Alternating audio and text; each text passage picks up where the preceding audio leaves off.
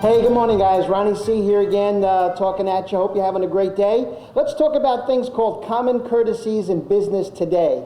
You guys are in business, so when you're in business, you've got to work as if you all know what an entrepreneur is. An entrepreneur is the man you work for. You are an intrapreneur. What that simply means is you are a business within a business. You work your business as if you own it. If the sign on that truck, if the sign on that door says your name, you got to have an ownership mentality.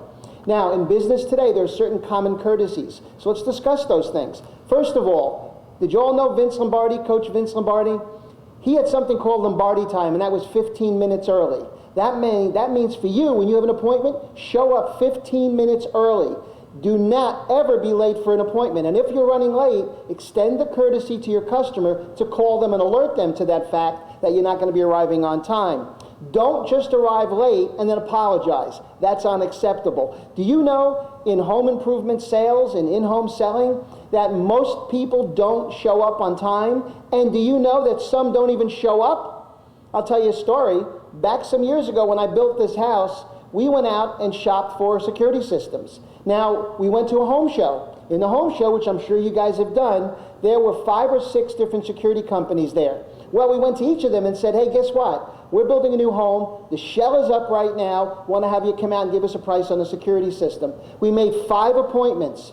I will tell you, 1 showed up. 4 didn't even show up. 3 never even called me back. 1 called to say, sorry, I got tied up. Can I come another day? Made a 2nd appointment and still didn't show.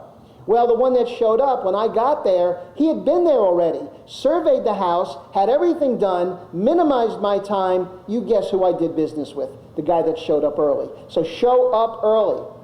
Now, in business today, we are ladies and gentlemen addressing people that are ladies and gentlemen.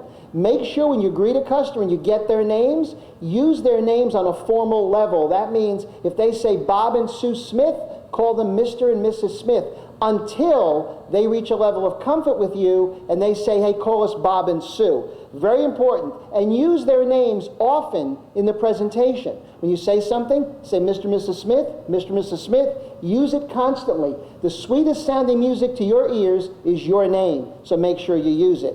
Now make sure you also greet all members of the household. So if you get there and you've got 2 daughters or 2 sons, or you've got some twins, or even if you've got a Cocker Spaniel, say hi to the dog. Make sure you greet all members of the party. Don't leave anybody out. And I will tell you that in every selling situation, you have a buyer and a decision maker. That simply means that you could have a husband and wife sitting there. The husband may be the buyer. I'm going to tell you, mom is probably the decision maker. So make sure you don't leave her out of the conversation. Always present your business card or your information upon your greeting with that customer. Make sure that you have the proper identification. I would highly recommend you have a picture ID from your company, because today there's a lot of crazy people running around out there and people want to know you're the guy they're supposed to see. Now, once you knock on the door or you ring the doorbell, I want you to step back from the door. Don't crowd the door, because when they open the door, I don't want you to be right in their face. I want you to give them some distance. Be respectful of your client's home and their property. Respect their furnishings. Offer to remove your shoes or your boots when you go into the house, when you're in their home, because you never know what they're going to have. Expensive tile, expensive carpeting, whatever it may be. So extend that courtesy. Remove those shoes when you go inside. Always maintain a friendly smile. In fact, one of my buddies just told me, smile more. Well, I smile a lot. I'm Italian. Italians like to smile. But remember, a critical moment of truth is when we make contact with our customer. It conveys a warm and friendly person inside when you smile. You know, smiling alone, and I'll tell you what, let's do a little workshop here real quick. Within the workshop, what I want you to do is stop for a second, and I just want you to say your name with a straight face. So just go, Ron. Then I want you to put a big smile on and go, Ron. Now, when you say your name with a smile, you will resonate more. You'll beam more enthusiasm from yourself. So smile when you talk. In fact, do you know telemarketers, and I'll recommend this to you when you're in your office, telemarketers put a mirror in front of themselves when they're on the phone so they can watch their facial expressions and make sure that they're smiling while they talk. Very important.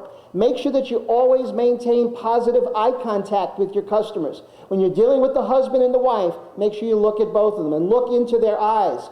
Never wear sunglasses in the house. And if you wear them outside, make sure you have the kind of lenses that they can still see your eyeballs. You never want to use limousine-type sunglasses so they can't see your eyeballs. So maintain that eye contact. It conveys honesty and integrity. And as I said, never wear sunglasses inside.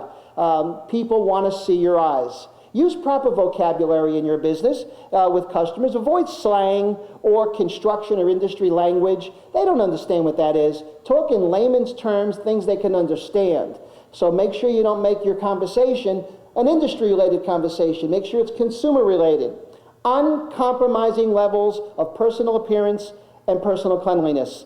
Make sure that you look the part. Make sure that your shirt is pressed, your pants are pressed, your shoes are polished, your hands are clean, your breath is fresh, your hair is combed, if you have any. Make sure that if you do have a beard, it's trimmed. If someone looks at you and you convey a signal to them that you don't care for you, what do you think they think? They think, if you don't care for you, how could you possibly care for me? So show your personal care and integrity that you look the part, you're strong, you're confident, you're well presented, you're clean. Breath is a real business asset, I'll tell you that right now. I've spoken to some people that I'm telling you, I want to stay a fair distance from them because their breath will just knock you over. So make sure, especially in the close proximity of a home, over a kitchen table, that your hands are clean, your breath is fresh. Shave, look the part, make sure you're the guy that they want to do business with. Be an ambassador of goodwill for your company. Always speak positively of your organization. Never vilify or condemn a competitor. Here's something that sometimes we do, and sometimes it's inadvertent, but we do it. Never say anything negative about a competitor. Never deface, defame, vilify, or condemn another competitor. That basically will lower your respectability with that customer, because you know what? What if they've already spoken to that particular company and you vilify them, you condemn them? They're going to lose respect for you. So make sure you don't do that. Always speak well. If they say, well, I spoke to ABC company, say they're a fantastic company, but let me show you why I think our company will be the best choice for you. You need to be thoroughly knowledgeable about what you sell, your products, your services, your company. You need to know your company history. Share that with them. Tell them about your organization, but make sure that you know what you're talking about. Make sure that you have your pricing structures handy, that you can give them a figure at that moment. Don't get me wrong, I do understand that at times you're going to have to go in, do the visit, do a survey, do some measuring, and go back to the office to prepare a proposal. I do understand that. But when you do that, make sure you do it timely. Don't lollygag there. Don't drag it out, because they're waiting. They're anxious. If they've called you, they've made a decision. They've made a decision to look into doing what they want to do to their home. They want it done quickly. Do you know that 92% of people that decide they want to do a home improvement will look at that home improvement and make a decision in what direction to go in 21 days? Do you know that some people will make a decision within 3 days? The weekend comes, and I say to my wife, honey, we want to do the windows, we want to do the patio, we want to do the siding, we want to do the roofing. Let's do it this weekend. Let's be done with it. Friday, Saturday, Sunday, inside of 3 days, they're done. They don't want to spend their life making these decisions. They look for a quality company. They call your company, and when you go there, you're the guy they want to do business with. Also, too, make sure that when you're at a customer's home, that you have something called a testimony book, a proofs and testimonials book. That's something that talks for you when you're not speaking for yourself. Ask your customers, invite them to write letters that you've done a great job. Take pictures of homeowners in front of their home with the home improvement you've completed. Put that in your evidence manual. Make sure you have industry reports on the quality products you sell, so they know they're selecting the best. Because keep in mind, they're going to do some homework. As we know, today, what's available to all consumers? Most households in America today have a computer. What does that give them access to? It gives them access to the internet. What does that give them access to? Google. They can Google anything. They can do their research and their homework. Do you know in most cases they're going to be better prepared to buy than you are to sell? So when you get there, make sure you've done your homework. Let's talk about one more part of business etiquette and common courtesies in business. How about the telephone? When you're on the telephone, you're at a disadvantage in communication. You're communicating at only 45% capacity. Harvard did a study back some years ago about the 3 factors of human influence. 7% was words, 38% was tonal quality, and 55% was nonverbal. So when you're on the phone, you don't have your kinesthetic communication. You don't have your nonverbal signals.